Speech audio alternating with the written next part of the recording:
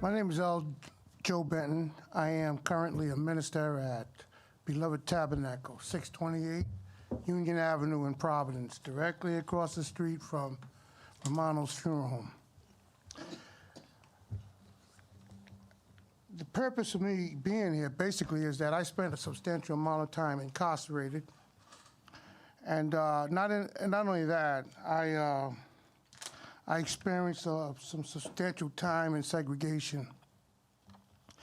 And my concern is the mental deterioration that happens as a result of being confined in that environment. I was very disappointed, as a matter of fact, that so little money is contributed to mental health concerns. It's just a minute amount.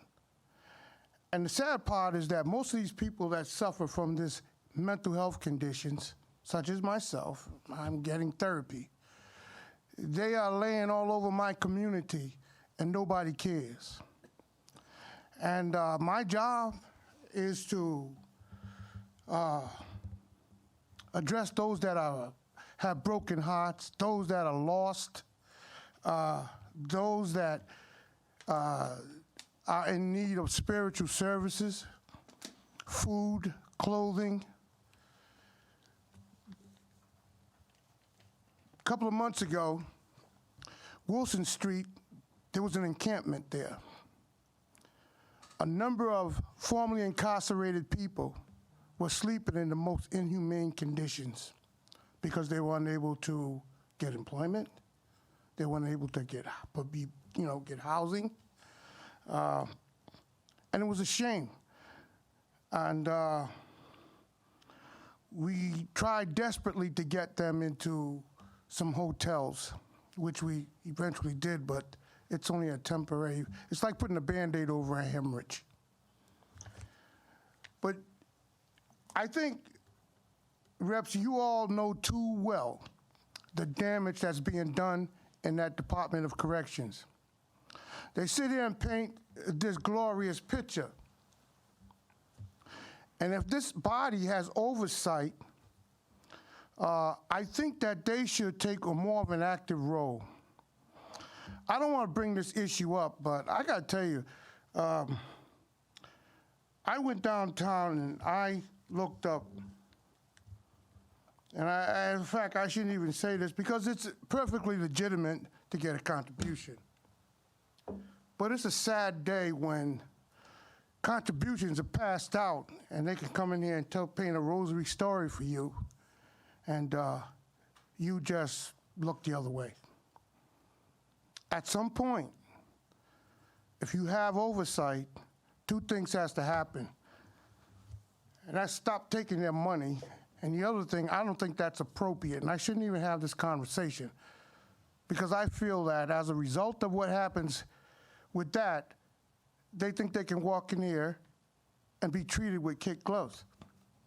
And I'm one of those people that I'm straightforward. I try to speak, but I tell the truth, because the bishop has commissioned me to do most of the street ministry, and all I see is just tragedy all over South Providence. And this is not just a black and white issue, I mean a black issue, black and brown. We have white brothers that are in the street begging for money. It's sad to see the type of community that we're developing. Now, I know everybody's living pretty good, but those people in the street, formerly incarcerated, locked up in segregation, they're damaged. And if I could hug every last one of them, I would, because they're left to what resources? And that's something that you guys should think about. I deal with it, and I'll continue to deal with it. But it's not just something that just I can take care of. We need your help. And when you go in that prison, go to the segregation area. There's a place in the back of the hospital, and I think you've seen it, where the light stays on 24 hours a day. That's like Guantanamo Bay. That will break you emotionally, mentally. That would destroy you.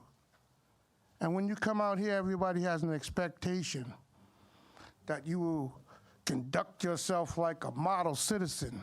It's not going to happen. I needed therapy, and I'm still in therapy after almost 20 years. So that's all I have to say. I'm not going to sit here and try to paint this thing. I'm going to tell you the truth, and I'm going to give it to you the way it is. And God bless you, and thank you very much, Rep. Wilkerson, Rep. Diaz, Rep. Barrows, and certainly Rep. Hall. God bless you, and thank you for listening. Thank you, Rev. Thank you for your testimony. Thank Rep. you. Barrows, can I say something in closing? They should spend money on the mold that's also in those buildings, especially in Maximum. And and that's a horrible condition for that place to be in.